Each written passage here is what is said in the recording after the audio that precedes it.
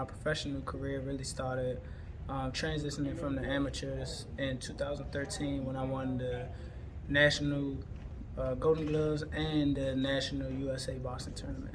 I got signed to Golden Boy after. Well, my dad had a couple fighters signed to Golden Boy, a couple good fighters straight out of the amateurs, and obviously I got an opportunity to sign with them, and I'm very thankful for not only for them, but my dad as well, who got me signed with Golden Boy straight out of the amateurs. When I signed with Golden Boy Promotions, my career took off for the best. I got the right fights. They guided me very well. With Robert Diaz, the matchmaker, and my dad working together, they got me incredible fights. Not fights just like, just ducks or pushovers or anything like that. They got me tough, durable opponents to build me up to the status that I am now. Ultimately leading up to some significant fights in my career and putting me on the platform to, challenge for a world title. Some of the big adjustments in professional fighting that I had to get used to was more so the vigorous training, not more so getting used to, but I had to step up tremendously. This is a business, and I want to conduct my business as well as I can. Obviously cutting weight, fighters don't like to cut weight, and I'm getting, as a man you grow and you get bigger, what I'm saying, but we have a system here with my strength and conditioning coach, Coach D'Angelo Kennard. He's very well suited for the job, I would say that for sure. My weight is always good. I never have a problem with making weight or anything like that. I don't like it, but I never have a problem with making weight. And we just, we keep the ball rolling. Every fight we get better. Every camp we get stronger, we get faster. And, just adjusting from amateur to professional, I think that was one of the more key things that fighters need to focus on, and their mentor as well. Even before being a professional fighter, I've always had the, discipline teachings of my cousin Bernard Roach. He passed not too long ago in 2017, October 2017. He was my head trainer ever since I was 9 years old. So, my dad played a tremendous role in stepping up and taking over the program, not only for the professionals, but the kids as well. And he left a stain, in my mind, in my heart, my spirit. And I always have that, necessity to push. It's always there. He's always with me. And, I carry that with me all the time.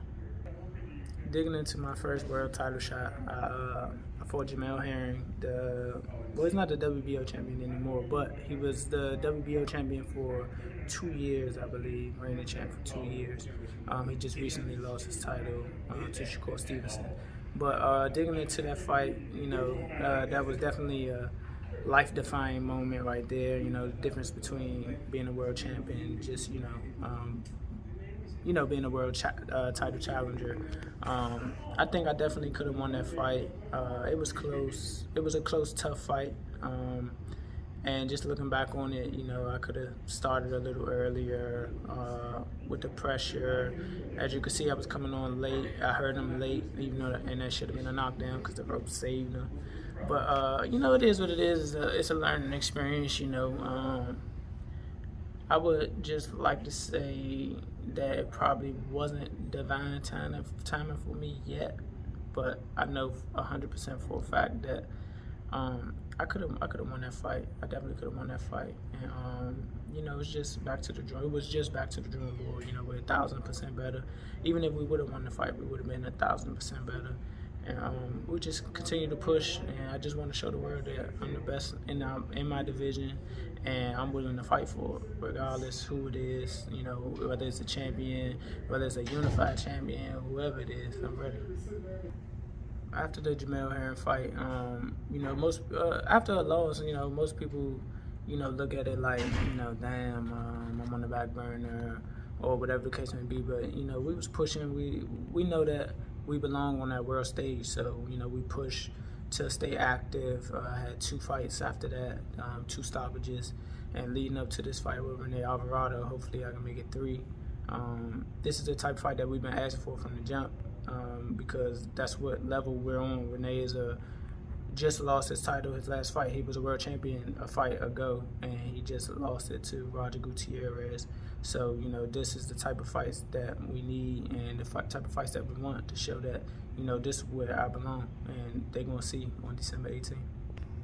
After those 2 stoppage victories, you know, I recently had a newborn son, you know, my baby boy, my pride and joy. You know, it gives me that extra push. You know, I always have him with me in my mind, in my heart, in my spirit. I know that, you know, I'm not just doing it for me anymore. And, you know, I want to continue this legacy for me. I want to continue the legacy for him. And I definitely want to continue the legacy for, you know, my family, but also Boogaloo, you know. And, you know, he was an inspiration to me. So I named my son, his name is Amari Bernard Roach. And, you know, and Bernard is in memory of my cousin, Bernard Roach.